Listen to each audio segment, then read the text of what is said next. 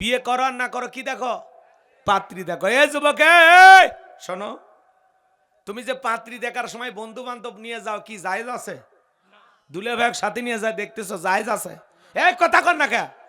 হ্যাঁ, তুমি যদি ভীত কাপুরুষ হও, ভয় করো, পাত্রী দেখতে গেলে দুইজন মহিলাকে সাথে নিয়ে যাবেন, মার বোনকে সাথে নিয়ে যাবেন। খবরদার খালা ভাবি কেউ নেবেন না। কারণ মেয়ে দেখতে যতই সুন্দরী হোক, ভাবি চাইবে যাতে তার চাইতে কম সুন্দরী বাড়িতে বউ হয়, তাছাড়া ভাবির মর্যাদা কমে যাবে। হ্যাঁ, কথা কয় না, কথা কয় না। ভাবির অন্তরে ভেজাল আছে। আর মেয়ে দেখতে যতই সুন্দরী হোক, খালা যদি সাথে যায়, বলবি আর চাইতে আমার বাড়ির লাভলি ভালো। কারণ খালার বাড়িতে একটা রেডি হয়ে আছে। কথা কি বুঝতে পেরেছেন? এই জন্য দুইজন মহিলাকে নেবেন না, সাথে নেবেন মা আর বোনকে। মা চাইবে আমার ছেলের জন্য একটা ফুটফুটে সুন্দরী বউ পায়, আর আপনার বোন চাইবে আমার ভাইয়ের যেন চাঁদের মতো সুন্দরী একটা ভাবি হয়। কথা কর।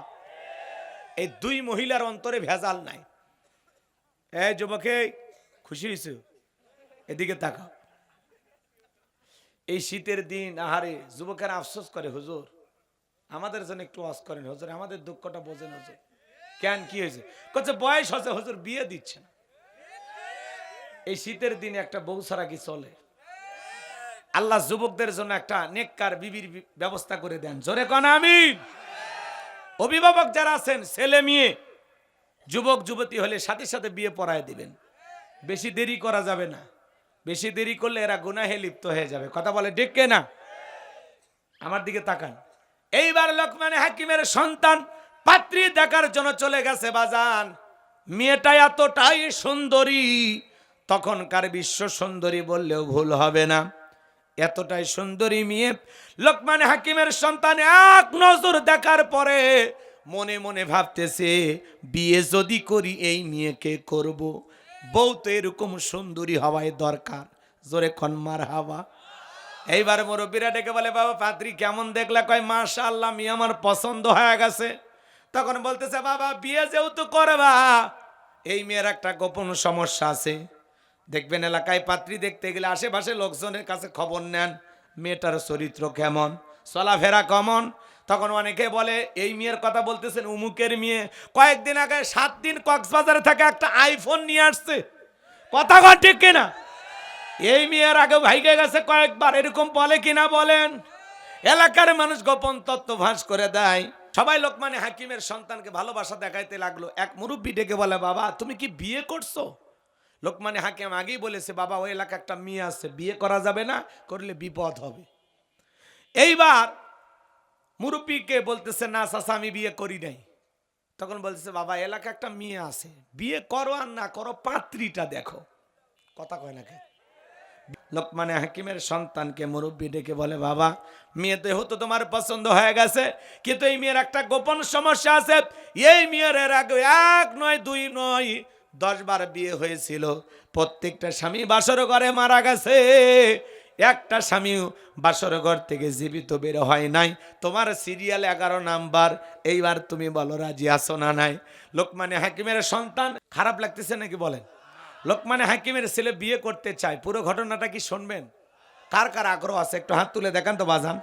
একটা তাকবীর দেন, লিল্লাহে তাকবীর। হাত নামান আমার ভাইরা। কি ঘটনা একটু অপেক্ষা করেন, পরের দিকে যাইতেছি। যে কথা বললাম, লোকমান হাকিম তার ছেলেদেরকে বলেন, ইয়া বুনাইয়া, হে আমার বর্ষ, আমার কলিজার টুকরা সন্তান, লা তুশরিক বিল্লাহ, আল্লাহর সাথে কখনো কাউকে শরীক করো না। ইন্না শিরিকা লা যুলমুন আযীম, এই শিরিক হলো সবচেয়ে বড় জুলুম, সবচেয়ে বড় অপরাধ। এই সমাজে আমরা প্রচলিত অনেক শিরিক দেখি বাজান। বড় শিরিকগুলোকে শিরিক আকবর বলা হয়, ছোট শিরিকগুলোকে শিরিক আসগর বলা হয়। সমাজে অনেক শিরিক আছে, মাজারে সিজদা দেওয়া শিরিক। কথা কয় না? নেতার পায়ে সিজদা দেওয়া শিরিক। কথা বলেন, আছে না নাই? পীরের পায়ে সিজদা দেওয়া। আপনি মাজারে সিজদা দিয়ে কি চান? এই সিজদা মাজারে হবে না, মসজিদে হবে। মাজারে সিজদা দিয়ে আপনি কি চান? কি ক্ষমতা আছে এই মাজারে পীর সাহেব আপনাকে কি দেবে? এ কথা কন না আপনারা? আপনি মাজারের সিজদা দিয়ে কি চান? বাগেরহাটের ৬০ গম্বুজ তার পাশে খান জাহান আলী মাজার আছে না, ওই মাজারে দেখলাম এই পোলাপান এই শব্দ করে না বাবা, ওখানে গিয়ে মহিলারা সরিষার তেল মালিশ করে ওটা আবার তল পেটের কাপড় আলো খুইয়া সেখানে মাখতেছে আর গান গাইতেছে, একটা বেটা দে রে বাবা, একটা বেটা দে, তুই না বেটা দিলে আব্বা বেটা দেবে কে? মাজারের পীর সাহেবের কাছে ছেলে মেয়ে চাইতেছে, বলেন তো বাজার মাজারে পীর সাহেব কি ছেলে মেয়ের কারখানা খুলে বসে আছে যে চাইলেন আর হাতে একটা ধরায় দিল রেডিমেড বাচ্চা? কথা কয় না কেন? ডাব গাছে ইট ঝুলায় রাখছে, ইট। আমি বললাম ভাই ইট ঝুলে রাখার কারণ কি? করছে হুজুর বোঝেন না, ইট ঝুলে রাখলে ইট যেরকম ভারী হয়, কিছুদিন পরে যে মহিলার নিয়ত করে ঝুলে রাখছে তার পেটও ভারী হবে। আমি তখন বললাম ভাই যে মেয়েদের বিয়ে হয়নি এরা যদি ঝুলে রাখে তার পেটও কি ভারী হবি? তখন বলতেছে হুজুর তা তো জানি না। আছে না নাই? এই জন্য বাজান মাজারে মাথা নত করা যাবে না। মাথা নত হবে কার কাছে? ইয়্যাকা না'বুদু ওয়া ইয়্যাকা নাস্তাঈন। তোমার ইবাদত করি, তোমার গোলামি করি, সাহায্য তোমার কাছে চাই। সন্তান লাগলে চাইতে হবে কার কাছে? মাজারে সিজদা দেওয়া শিরিক, পীরের পায়ে সিজদা দেওয়া শিরিক, নেতার পায়ে সিজদা দেওয়া শিরিক। আল্লাহ ছাড়া এই মাথা পৃথিবীর কারো কাছে নত করা যাবে। আপনি কি চান? ভালো করে বুঝবেন বাজান, টিয়া পাখির কাছে যে ভাগ্য গণনা করে আছে না নাই? কথা কয় না। কবিরাজের কাছে ভাগ্য গণনা করে। আচ্ছা আগামীকাল আপনার জীবনে কি হবে পৃথিবীর কেউ জানে? কে জানে? তাহলে আপনি ভাগ্য গণনা করেন মানে? ওই এক আংটিতে সব সমস্যার সমাধান। আপনি মামলায় হেরে যাচ্ছেন, বিদেশে যেতে পারছেন না, ব্যবসায় লস খাচ্ছেন, দাম্পত্য জীবনে অসুখী, নানান টেনশনে ভুগতেছেন। আসেন শেষ দর্শন Ajmeri James house, Bashundhara city complex, Liton Dewan Chishti. এক আংটিতে নাকি সব সমস্যার সমাধান। আরে ভাই এক আংটিতে যদি এত সমস্যার সমাধান হইতো, এই হাতে 5টা এই হাতে 5টা 10 আঙ্গুলে 10টা আংটি ব্যবহার করিয়া ও পৃথিবীর সেরা ধনী হয়ে যেত। কথা বলে ঠিক কিনা? ওর আংটিতে যদি এতই কাজ করে, ওই আংটি ব্যবহার করে বাংলাদেশের প্রধানমন্ত্রী হয়ে যেত। বোঝেন নাই? তাহলে ভরসা আংটির উপর নাকি কার উপর? তারপরে শনিবার মঙ্গলবার বিয়ে করা হয় না, এগুলো দিন শুভ না, এগুলো ধারণা করা যাবে না। শ্রমিক কাজ করেছে, সন্ধ্যাবেলায় ধনী টাকা দিতে চায় না, কেন? কয় রাত্রিবেলা টাকা দিলে ধনী নাকি গরিব হয়ে যাবে। এগুলো ধারণা করা যাবে না। হাত চুলকালে টাকা আসে, বান্ধে রাখেন 3 দিন, হাত দুটো খোলা রাখেন, হাত চুলকে চামড়া উঠে যাবি তাও টাকা আসবে না। কথা বলে ঠিক কিনা? চুলাচড়া দিকে চিরুনি পইরা গেলে কয় মেহমান আসবে, যান রান্না শুরু করেন, কেউ না আসলে মিস কল দেন, আমরা খাইয়া যাবো। এগুলো ধারণা করা শিরিক। নতুন ছেলের বউ চা বানাই দিকে কাপটা বেড়ে ভাঙ্গে গেছে, কয় অলক্ষণে কুলক্ষণে বউ আসছে। ইসলামের ভিতরে অলক্ষণ কুলক্ষণ বলে কোনো কিছু নাই। এটা একটা দুর্ঘটনা। একটা চায়ের কাপের সাথে মানুষের ভাগ্য নির্ভর করে, এটা একটা ঘটনা। শাশুড়ির হাত থেকে ঘটতে পারে, ননদের হাত থেকে ঘটতে পারে। একটা প্লেট ভাঙছে, একটা চায়ের কাপ ভাঙছে, আর আপনি বেটার বউ কোন অলক্ষণে বউ। কথা কয় না কে? এরপরে কয় জমজ কলা খেলে জমজ বাচ্চা হয় ভালো। যে মহিলার বাচ্চা হয় না বাজারে সব জমজ কলা খাওয়ায় দেন, এরপরে যদি আল্লাহ 2-1টা দেয়। আর জমজ কলা খাইলে জমজ বাচ্চা হয় ভালো, 2বারে কষ্ট একবারে হলো, মাঝখানে সেজারের টাকাটা বেঁচে গেল। কথা বলে ঠিক কিনা? কথা পুরুষ জমজ কলা খায় আজ পর্যন্ত হইল না, হবে কেমনে? আল্লাহ মেশিন পত্র দেয়নি। কথা কন ঠিক কিনা? এরপরে ছোট বাচ্চারে কপালে কালো টিপ দেয়, কেন? কয় বদ নজর থেকে বাঁচার জন্য। আছে না নাই? বলেন তো বাজান, তকদিরের ভালো মন্দ কার হাতে? অল কদরিহি শাররিহি মিনাল্লাহি তাআলা ওয়াল বা'সি বাদাল মাউত। তকদিরের ভালো মন্দ একমাত্র কার হাতে? এরপরে মুসলমান একটা হাইব্রিড স্লোগান সমাজে প্রচলিত আছে, কয় ধর্ম যার যার, উৎসব সবার। নাউজুবিল্লাহ কোন, একটু জোরে কোন, আর একটু জোরে কোন। এটা ঈমান ধ্বংস করা স্লোগান। এই স্লোগান মুসলমানেরা দিতে পারে না। কিছু হাইব্রিড নেতারা এই স্লোগান তৈরি করছে। কথা কন। ওরা রাজনীতিতে অনেক স্লোগান ব্যবহার করে, এটা ওদের রাজনৈতিক স্লোগান। মনে রাখবেন, ধর্ম যার, উৎসবতা। হিন্দুদের উৎসব হিন্দুদের কাছে, খ্রিস্টানদের উৎসব খ্রিস্টানদের কাছে, বৌদ্ধদের উৎসব বৌদ্ধদের কাছে, মুসলমানের উৎসব মুসলমানের কাছে। তবে মুসলমানের উৎসবে অমুসলিম অংশগ্রহণ করতে পারে, আমাদের ধর্মীয় আচার অনুষ্ঠান দেখে অমুসলিম কালেমা পড়ে মুসলমান হতে পারে। কিন্তু বলেন, আমাদের ঈদের নামাজে কি অমুসলিমেরা আসে? জুমার নামাজে, মরে গেলে জানা যায়, লাইলাতুল বরাতে, লাইলাতুল কদরে আসে না? আসে। যেদিন কুরবানির গরু জবাই করেন ওই দিন ঠ্যাং টুং ধরে সহযোগিতা করে। হ্যাঁ, গরু গোস্ত কেটে সহযোগিতা করে, গরুর গোস্তর ভাগ নিতে আসে। তাহলে কোনো অমুসলিম আপনার ধর্মীয় কোন উৎসবে অংশগ্রহণ করে না, কিন্তু আপনি মুসলমান, তাদের দুর্গা পূজায় না গেলে আপনার পেটের ভাত হজম হয় না। আপনি বউ বাচ্চা নিয়ে, হ্যাঁ, মোটর সাইকেলে নিয়ে, বউকে বোরকা পরায় নিয়ে আপনি মেলায় যাচ্ছেন আর গান গাইছেন, মেলায় যায় রে, মেলায় যায় রে, আছে না? না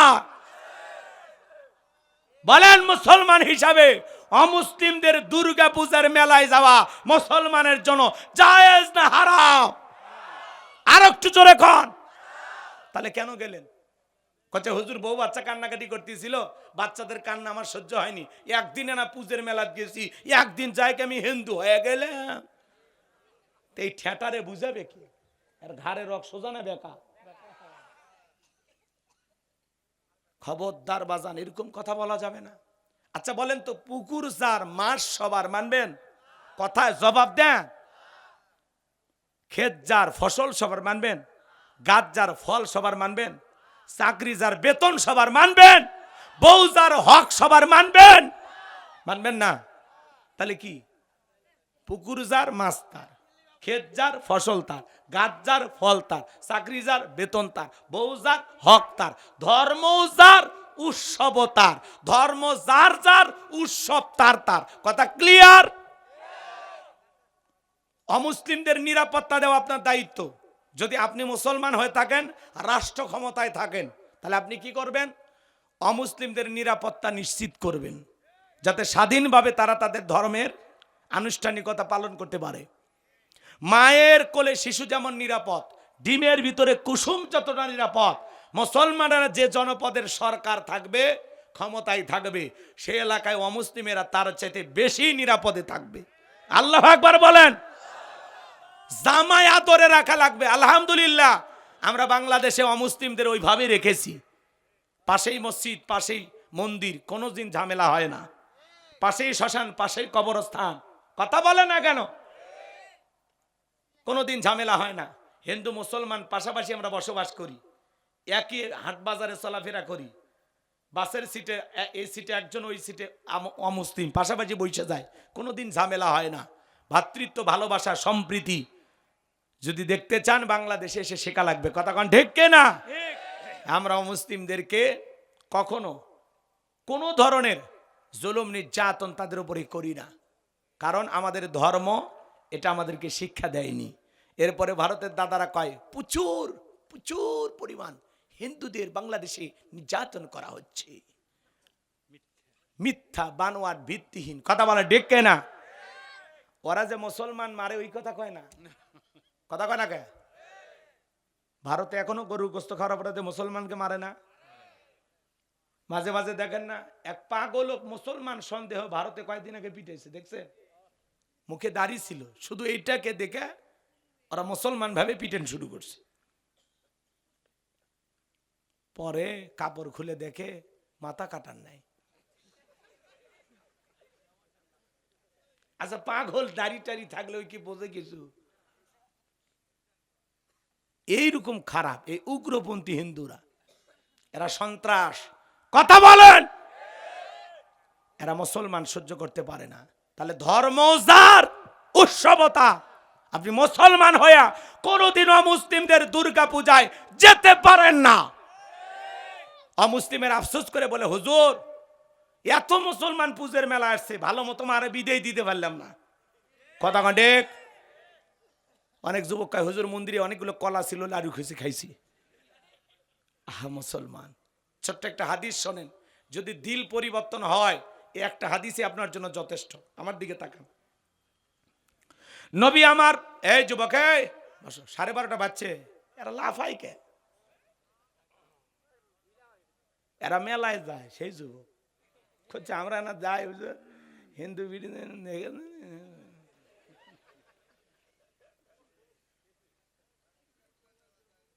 কে কৃষক যায়, বুঝি না, জোরে খন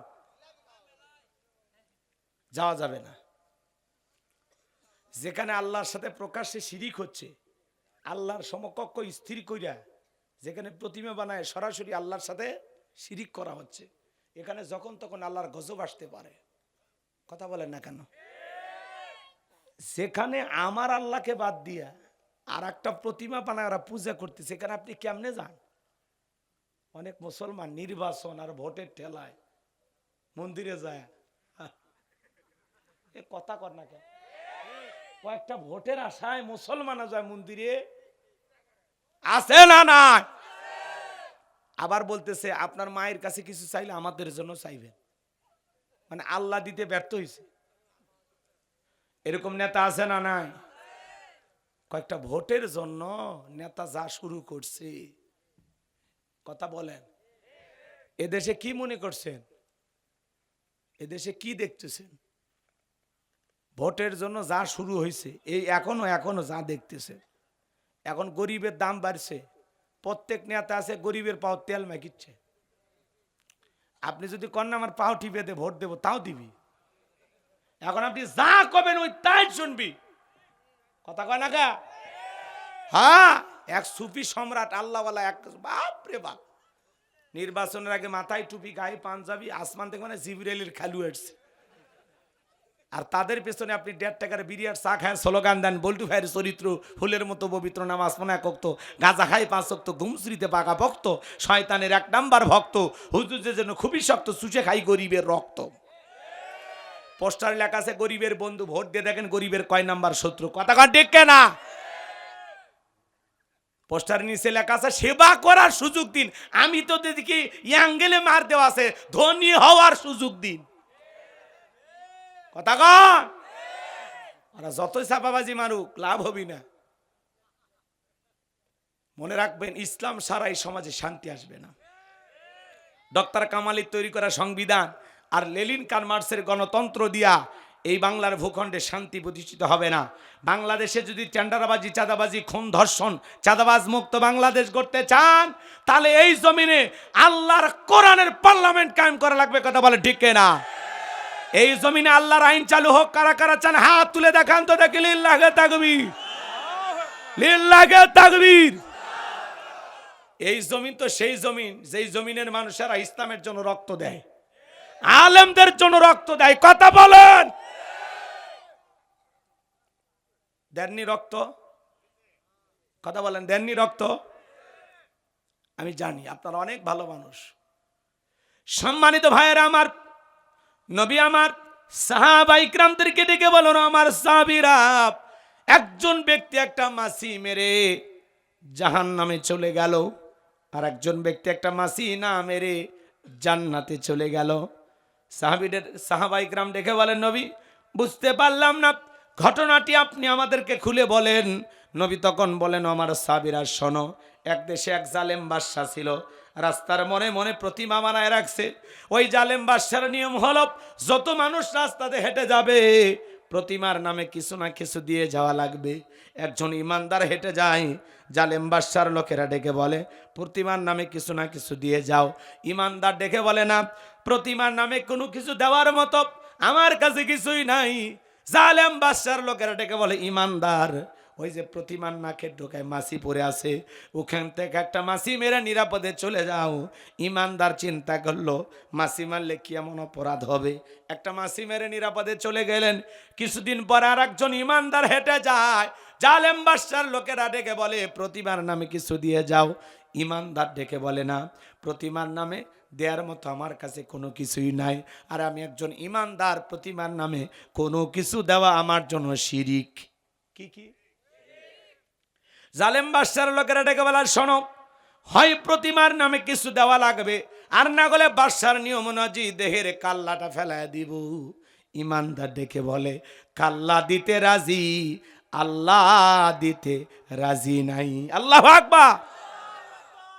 এইবার বাদশার লোকজন ডেকে বলে শোনো, ঝামেলা করতে চাই না, কিছুই যদি না থাকে দেওয়ার মতো, ওই যে প্রতিমার নাকের ডোকায় মাছি পড়ে আছে, সেখান থেকে একটা মাছি মেরে নিরাপদে চলে যাও। ইমানদারকে যখন অফার দেওয়া হলো, ইমানদার ডেকে বলে ভাই, প্রতিমার নামে মাছি মারার মতো শিরকও আমি করতে পারবো না। তখন এইবার বাদশার লোকেরা ডেকে বলে হয় শোনো, প্রতিমার নামে একটা মাছি মারবা না, গলে বাদশার নিয়ম অনুযায়ী এক কোপে কাল্লা ফেলে দিব। ইমানদার ডেকে বলে ভাই, কাল্লা দিতে রাজি, আল্লাহ দিতে রাজি নাই। জালেম বাদশার লোকেরা এবার এক কোপে ইমানদারের দেহ থেকে কাল্লাটা জমিনে ফেলা দিল।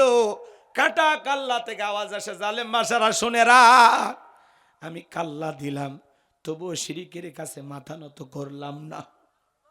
নবী আমার ডেকে বলেন সাহাবীরা শোনো, যে ব্যক্তি মাছি মেরে নিরাপদে চলে গেল, ও মাছি মেরে নিরাপদে যায় নাই, ও মাছি মেরে নিজেকে জাহান্নামে নিয়ে গেল।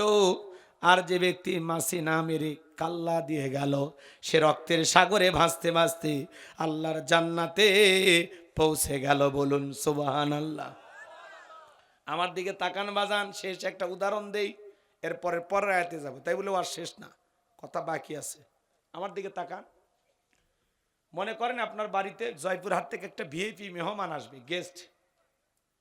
সকাল থেকে আপনার বিবি রান্না করতেছে, মাছ গোছ অনেক কিছু কিনছেন, আপনি খাবারের প্লেট সাজাইতেছেন, খাবারের প্লেটটা সাজাচ্ছেন আর চিন্তা করতেছেন ছেলেটারে বড্ড বেশি ভালোবাসি, ছোট ছেলে, আর সামান্য একটু পাতলা পায়খানা প্লেটের এক কোনায় দিয়ে রাখছেন। ভালো করে বোঝেন। এবার মেহমানের সামনে, গেস্টের সামনে খাবারের পরিচিতি চলতেছে, যে ভাই এটা কি গরুর গোশ, এটা খাসি, এটা মুরগি, এটা পাকিস্তানি, এটা ব্রয়লার, কথা কয় না, 32 প্রকারের গোস্ত হালাল সব দিয়ে দিয়েছে। এটা মাছ, রুই মাছ, কাতল মাছ, বোয়াল মাছ, ইলিশ মাছ, 350 প্রকারের মাছ হালাল সব দিয়ে দিয়েছেন। তখন বলতেছে ভাই প্লেটে এত খাবার সবই চিনলাম, কিন্তু এইটা কি? তখন বলতেছে ভাই আমি প্লেটে সবই দিলাম, ছেলেটাতে খুব ভালোবাসি, আর সামান্য একটু পাতলা পায়খানা দিছি, আপনি কিছু মনে করেন, আপনি খেয়ে নেন। বলেন তো পৃথিবীর কোনো গেস্ট, কোনো মেহমান এই খাবার কি খাবে? মারলেও খাবে, টাকা দিলেও খাবে? খাবে না। এটা উদাহরণ দিলাম হাসি দেওয়ার জন্য না, কথা বুঝানোর জন্য। একটা প্লেটে এত দামি খাবার থাকার পরেও সামান্য পায়খানা থাকার কারণে পৃথিবীর কোনো মেহমান যেরকম এই খাবার খাবে না। আপনার আমল নামার একটা প্লেট আছে, যে প্লেটে নামাজ আছে, রোজা আছে, হজ আছে, জাকাত আছে, দান খয়রাত আছে, ভালো ভালো আমল দিয়ে প্লেটটা সাজানো আছে, কিন্তু ওই প্লেটে যদি সামান্য শিরিক মিশ্রিত থাকে, ওই শিরিক মিশ্রিত কোনো আমল ইবাদত আল্লাহর দরবারে কবুল হবে। আপনার শিরিক থাকার কারণে সমস্ত ভালো আমলগুলো বরবাদ হয়ে যাবে, কথা বলে ঠিক কিনা? তাহলে শিরিক কত মারাত্মক বুঝে ফেলেছেন? কথা কেন এতক্ষণ যে বুঝাইলাম, বুঝেছেন আপনারা? তাহলে আল্লাহর কাছে বলেন আল্লাহ শিরিক মুক্ত ঈমান দাও। বলেন বলেন, আল্লাহ আমাদের সবাইকে শিরিক মুক্ত ঈমান দাও। চিল্লায় কোন আমিন। আর একটু জোরে বলেন আমিন। তাহলে মনের অজান্তে আমাদের দ্বারা কোনো শিরিক যেন না হয়, এই বিষয়ে আমরা অবশ্যই সতর্ক থাকব ইনশাআল্লাহ। লোকমানে হাকিম দেখেন, লোকমানে হাকিম যখন তার ছেলেদেরকে এইভাবে পরিচয় করা দিলেন, কার সাথে? আল্লাহর সাথে। জোরে বলেন কার সাথে? আমার আল্লাহ এত খুশি হয়ে গেল, ডেকে বলে লোকমান তুমি তোমার ছেলেদেরকে আমার সাথে পরিচয় করা দিলা, এইবার আমার দায়িত্ব তোমার ছেলেদের সাথে তোমার পরিচয় করে দেওয়া। আল্লাহু আকবার বলেন। এবার 14 নম্বর আয়াতে আল্লাহ তাআলা তখন পিতা মাতার ওয়াজ করলেন। আমি লম্বা করব না, সংক্ষিপ্ত 2-3 মিনিট কথা বলে পরের আয়াতে যাব। সামনে একটু যুবক আর মা বোনদের একটু ওয়াজ হওয়ার দরকার আছে না নাই? কথা কনে দরকার আছে না নাই? লিল্লাহি তাকবীর। আমার আল্লাহ রাব্বুল আলামিন বলেন ওয়াসাইনাল ইনসানা বিওয়ালিদাইহি হামালাতুহু উম্মুহু ওয়াহানান আলা ওয়াহানি ওয়া ফিসালুহু ফি আমাইনি আনিশকুরলি ওয়ালিওয়ালিদাইক ইলাইয়াল মাসির। আর একটু জোরে বলেন আল্লাহু আকবার।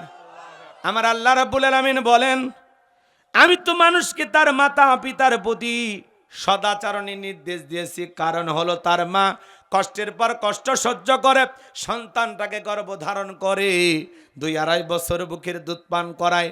সুতরাং আমার প্রতি কৃতজ্ঞ হও, মাতা পিতার প্রতি কৃতজ্ঞ হও। আর তোমরা সবাই তুমি আল্লাহর দিকেই প্রত্যাবর্তন করবা। বলুন আল্লাহু আকবার। আর একটু জোরে বলুন আল্লাহু আকবার। ও চাচা কই যান? চাচি মিস কল দিছে নাকি? আচ্ছা, এত অস্থির কে আপনারা? দোয়া করব বলেন। আজকে পিতা মাতার ওয়াজ অনেকে ভালো লাগবে না, কারণ আপনি আপনার মা বাবার সাথে সুসম্পর্ক রাখতে পারেননি। এই ওয়াজ আপনার কাছে আগুনে জ্বলার মতো মনে হবে। আপনি খালি ছটফট করবেন এই ওয়াজকে। আমার মা বাবা কত খারাপ হুজুর জানেন? আমার মা কত খারাপ আপনি জানেন? কথা কয় না কে? কি করছে?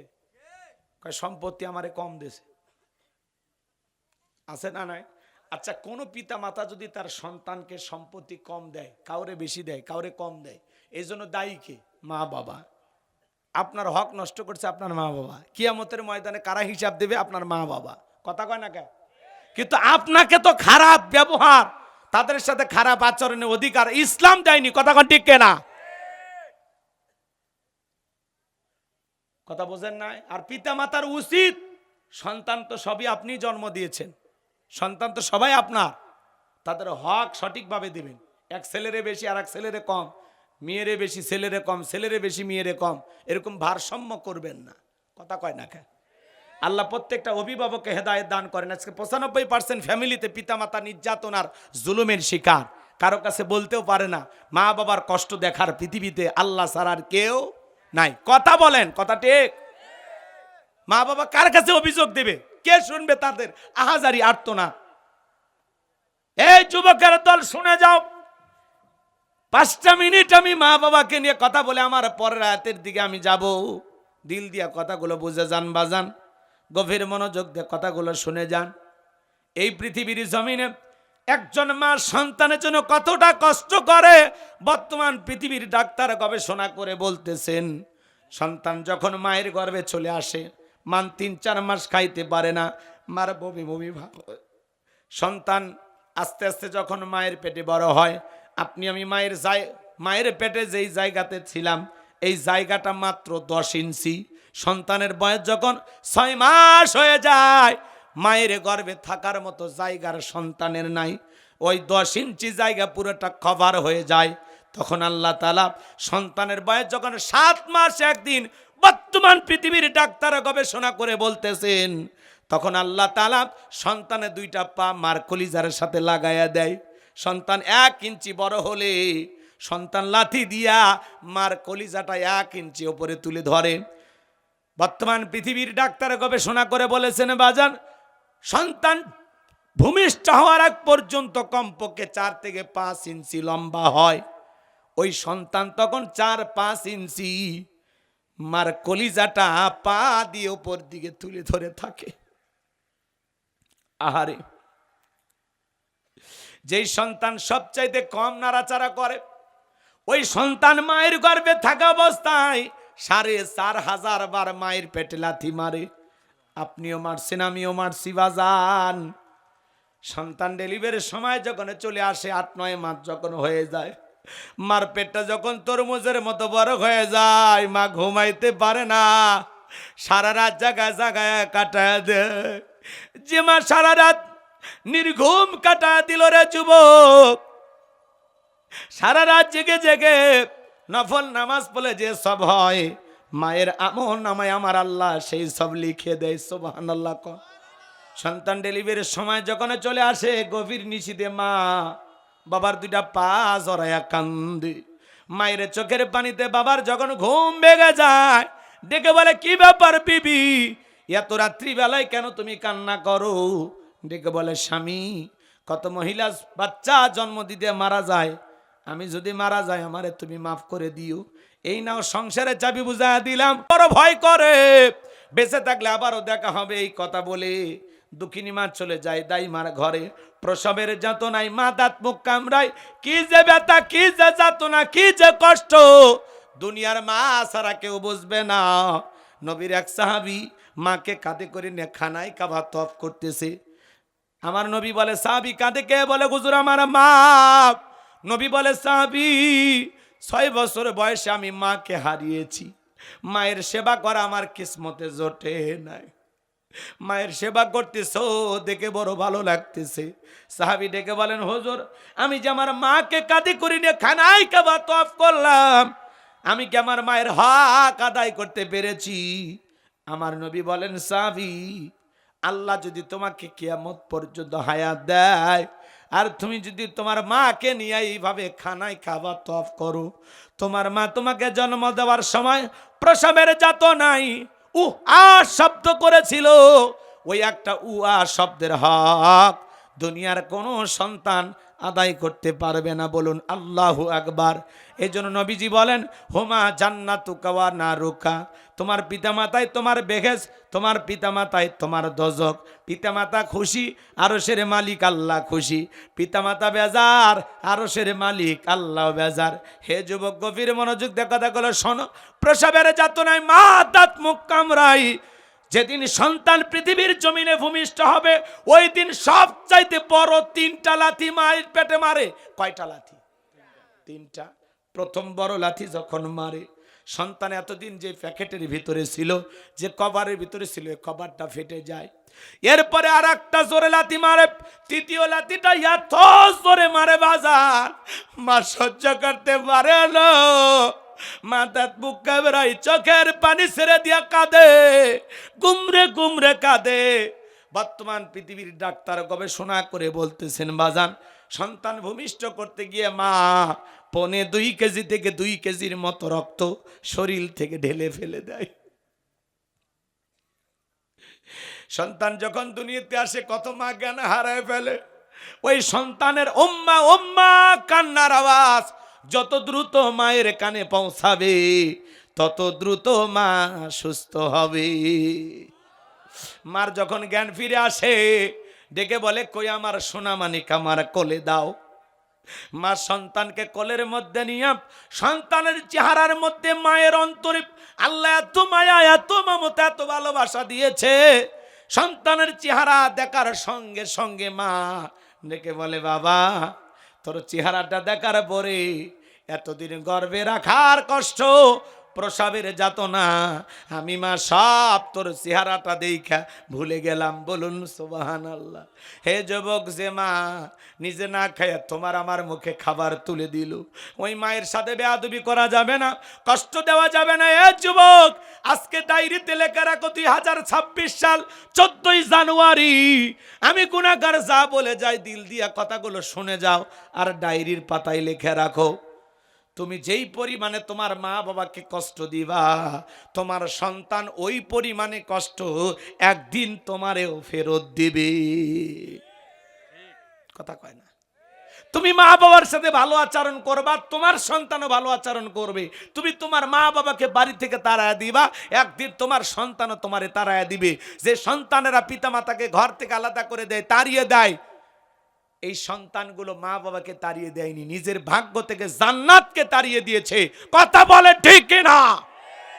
এই যুবকের দল শোনো, 2টা পা গায়ে তুমি তোদের পা ধরে অনুরোধ করে বলে যায়, মা বাবার মনে কষ্ট দিও না।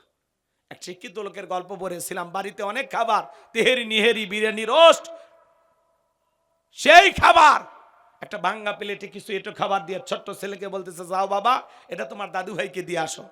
এখনকার বাচ্চারা তো কম্পিউটার, জন্ম নিয়ে নাসা বিজ্ঞানী, কথা কর না কে? তখন বলতেছে, আব্বা আমরা এত ভালো খাইলাম আর দাদুর জন্য এটো খাবার ব্যাপার কি? বলে, তোর দাদুর এই খাবারে চলবে, যা দিয়ে আয়। তখন বলতেছে, আব্বু তাহলে আমি প্লেটটা যত্ন করে রেখে দেব, ঠিক দাদুর মতো যখন আপনার বয়স হবে এই প্লেটে করে আমি আপনাকে খাইতে দেব। শিক্ষিত মানুষ বিবেকের দরজা খুলে গেছে, ভাঙ্গা প্লেটের খাবার ফেলে দিয়া সন্তানকে বুকে জড়ায় বলে, বাবা কলেজ বিশ্ববিদ্যালয়ে যা শিখতে পারি নাই আজকে তোর কাছে তাই শিখলাম। এবার বাবাকে নিচে স্টোররুমে ফেলায় দিছিল, সেখান থেকে 3 তলায় নিয়ে যায়া বাবারে গোসল করায়া নতুন জামা পরায় আদর যত্ন করতে লাগলো। বিবি তখন বলতেছে, বৃদ্ধ মানুষটাকে আবার ওপরে তুললেন কেন? কয়, চুপ কর, আজ থেকে আমরা যা খাবো বাবা তাই খাবে, আমরা যা পরবো বাবা তাই পরবে, আমরা এই রুমে ঘুমাবো, পাশের রুমে বাবা ঘুমাবে, বাবার সাথে যদি করিস বাড়াবাড়ি 1 2 3 পাঠায় দেবো বাপের বাড়ি। কথা বলে ঠিক কিনা? এ যুবক, এই বউ পায়া পাগলা হোস না, বাসরাতে বিড়াল মারা লাগবে। কথা কয় না কে? বউ পায়া খালি সেলফি তুলে আর ছবি ফেসবুকে ক্লিক, সেলফি তুলে ফেসবুকে ছেড়ে দেয়। দোস্ত দেখো তো আমার বউটা কেমন দেখা যায়। কথা কয় না কে? যারা বইয়ের ছবি ফেসবুকে ছাড়ে এর চাইতে মগা মদন আর কেউ আছে? হ্যাঁ, কথা কন না কা? এম অফিস। কথা কন। বউ হলো পার্সোনাল জিনিস, পাবলিসিটি করার জিনিস। আমার বউ আমি দেখব। কথা কয় না কা? বউ আমার দেখার অধিকারও। ফেসবুকে বইয়ের ছবি ছাড়ে, মানুষ এখন কমেন্টসে লেখে ভাবির গালটা সুন্দর, কেউ কয় ঠোঁট সুন্দর। এখন এত মানুষ যে প্রশংসা করলে কেটে কেটে দিয়ে আয়। কথা কয় না কে? যার কাছে যেটা সুন্দর লাগছে ওটা কাটে দিবি না? ফালতু পোলাপান। এই যারা বইয়ের ছবি ফেসবুকে ছাড়ে, খবরদার, পাপটা কইরো না বাবা। কি দরকার? আল্লাহ সুন্দরী বউ দিয়েছে, একা দেখো। কথা কন। বউ হলো পার্সোনাল জিনিস, পাবলিসিটি করার জিনিস না, ঢেকে রাখার জিনিস, আলগা করে দেখানোর জিনিস না। আমার বউ আমি দেখব। কথা কয় না? আর কিছু পোলাপান আছে বউটা একটু সুন্দরী, মোটর সাইকেলে করে এলাকায় নিয়ে যায় আর কয় এলাকার মানুষের হক আদায় করতেছি। এরকম পোলাপান আছে না? না, বর্তমান তরুণ তরুণী যুবক সবার নষ্ট করছে এই মোবাইল। এই মোবাইলের ওজন কম, কিন্তু মোবাইলের মাধ্যমে পাপের ওজনটা অনেক বেশি। কথা বলে ঠিক না? এই মোবাইলে কি নাই? সব আছে।